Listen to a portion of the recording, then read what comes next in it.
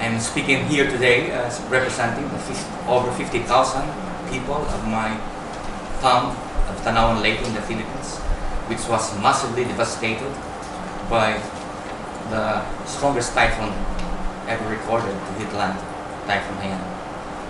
I am speaking here with you today representing thousands of volunteers who work together with the local government and non-government organizations and government agencies in our journey in our relief, recovery, and rebuilding efforts from Typhoon Hayan. And so this is basically a story of, I want to share the highlights of the journey that we have been through. And little did I realize that the organization that we put together, the community volunteers that we put in place, like our Kalahi organization, was one of the key drivers in our speedy recovery and rebuilding efforts in Tanawan Lake. Okay, so Tanawan was the ground zero of Typhoon Hayan with over 320 kilometers an hour wind, unprecedented. And what was most devastating was the storm surge, reaching as high as 20 feet, the shorelines, and rushing inland like a tsunami, almost 2 kilometers inland, essentially submerging the entire town and essentially destroying anything along the spot. And almost 100% of the houses were destroyed and damaged, and more than 1,300 lives perished, and over $1 billion pesos, or 22 million US dollars for Tanawan alone was damaged in infrastructure and properties. This is a photo of Tanawan raised to the ground, and I can still vividly remember because I was in the municipal hall when it happened together with my wife and my team, and the water reached up to 7 feet high in the municipal hall itself, and we literally really have to save ourselves. And when finally the wind had subsided and the water receded, what I personally saw was so overwhelming, so much devastation. And so what was critical at the point in time was to really get clarity on what needed to be done.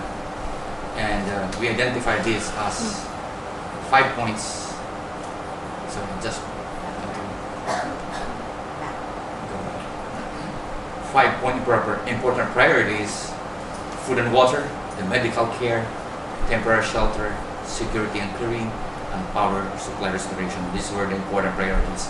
And what we needed to do was to immediately mobilize, essentially mobilizing the organization we have, the town. We call this in the Philippines as the Bayanihan spirit, mobilizing the entire community, our disaster response council, the barangay officials, and over 2,400 licensed volunteers across different barangays were mobilized. And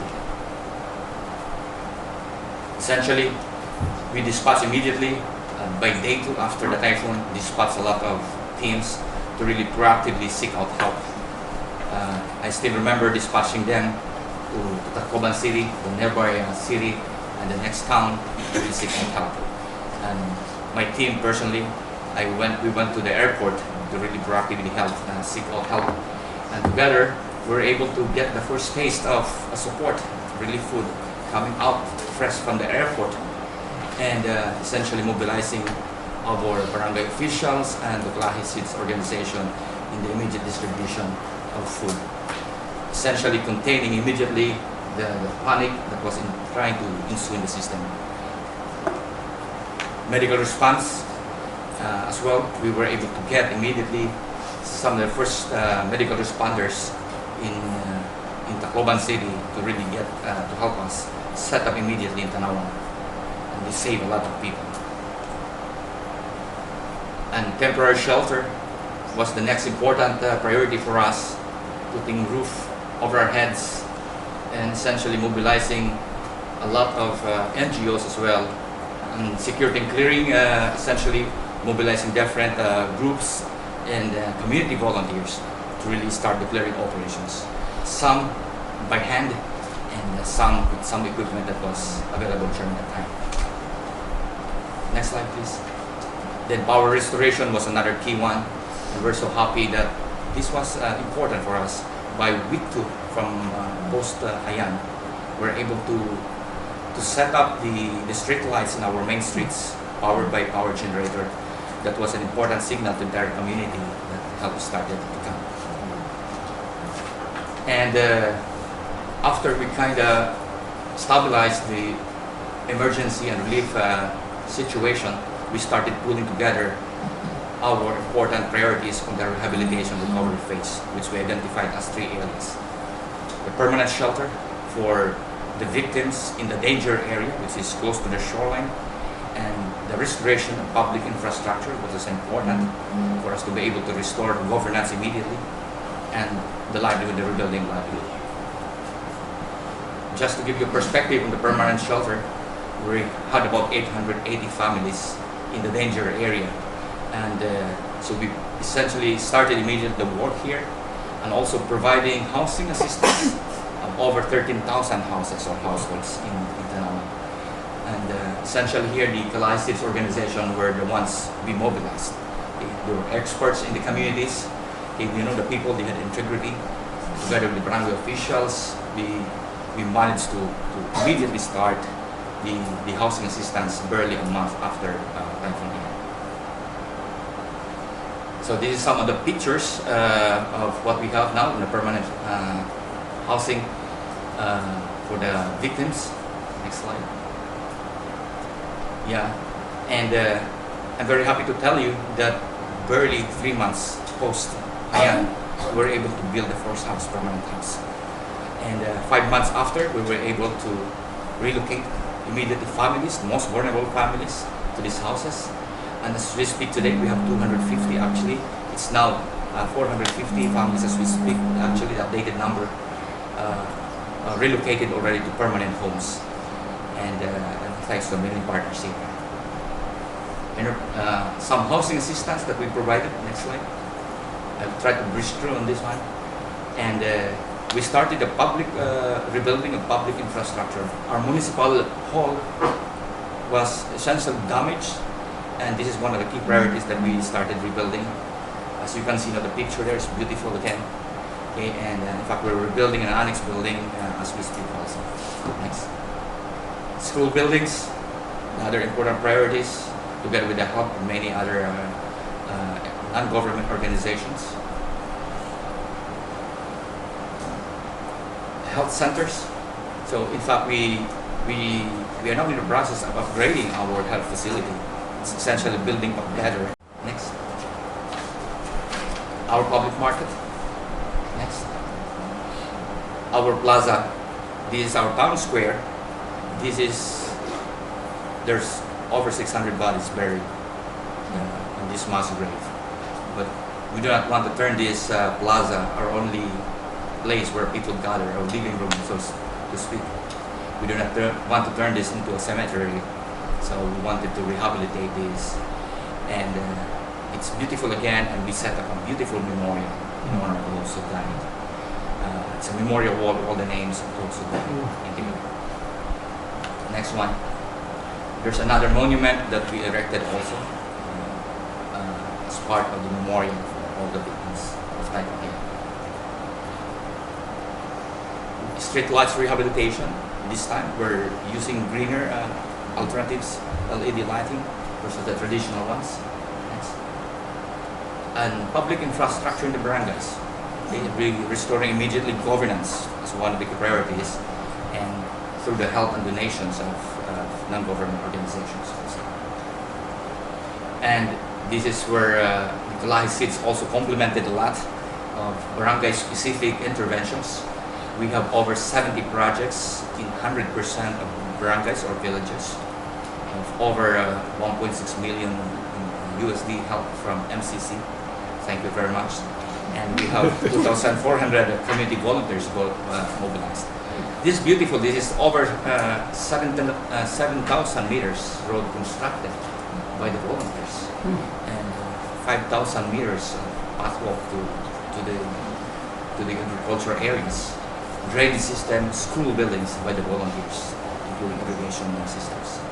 And we are now in the process of strengthening our disaster risk reduction preparedness and capability. We just doubled our manpower complement for our disaster risk reduction office. And we're now undergoing training on a barangay or village level on disaster preparation and knowledge, and in partnership also with some NGOs. And we're building new evacuation centers that are strategically located in different locations that are resilient to it. On livelihood front, this is a very important priority. Our town is largely a rice-based community. So what we have done was immediately do livelihood seeding. This time on rice production, we distributed essentially high-yielding seeds. So beautiful thing to happen. In 2014, we had a record rice production in our town, almost double in the previous years. Something that we can sustain. Next, coconut farmers. Next. Another one, high value, we're into alternative agriculture methods, high value crops, which is more resilient because the turnaround time is only 3 months. You can harvest immediately. So before the typhoon season comes, our farmers are able to harvest already. This means more income for them. Fisher folks, imagine rebuilding also to the help of many other NGOs, including other industries. We have next. And livelihood programs for the micro sectors, the smaller sectors. So to help of many other NGOs. And anyway, and I'd like to capture the key lessons here. The first one is empowerment. I realized that it is innate among us individuals, the desire to help and to be of service. What is important is for leaders to be able to harness this and nurture this desire. And if you can just empower people, they would like to participate. The other big learning is priority setting. In the midst of overwhelming disaster like Hayan, critical is really crystal clear priorities on what needs to be done, and this is very important. Then community-driven collaboration is another big important thing here. Collaboration upward with different networks, government agencies, and non-government organizations, and essentially downwards, essentially mobilizing the community level. And at the end of the day, personal leadership is very important. All of us are leaders. It will essentially boil down to each one of us. We have the choice. We have the choice. We can make the choice. If we want to make it happen, we will be able to realize it. So I'd like to close this brief presentation with the quote I borrowed from Peter Drucker, one of the renowned management role. This is a great inspiration on how we move forward in town. The best way to predict the future is to create it. Together with our communities in Tanawan, we're creating a better Tanawan. Thank you so much.